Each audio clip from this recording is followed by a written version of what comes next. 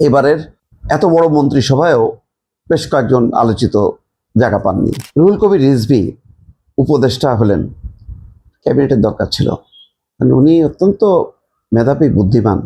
আমি বারবার বলেছি যে এইভাবে বিদ্যুৎ লাইন কেটে দিছে, মোমবাতি জ্বালায় ওই আঁকড়ে রাখছিল পল্টনের কেন্দ্রীয় অফিস, ওটাই ছিল ভরসা। এখন গুলশান চলে গেছে, যেহেতু তারেক রহমান সাহেব ওখানে বসেন, কিন্তু পল্টনের এই যে বাতি জ্বালায় রাখা, আঁকড়ে রাখাটা, এটা একটা দুইটা দিন না, বছরের পর বছর। এবং এটা নিয়ে বেশ তামাশাও করতো সরকারি দল। তো তিনি নেই।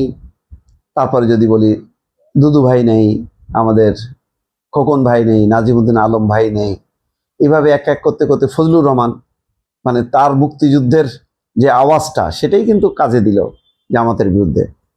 3 দিন ধরে তার নাম আসছিল, তিনিও নাই। অনেকেই নেই। আর কি বলবো, যেহেতু এত বেশি তরুণদের আধিক্য, প্রবীণরা ছিটকে গেছে, প্রবীণ অনেকে ছিটকে গেছে।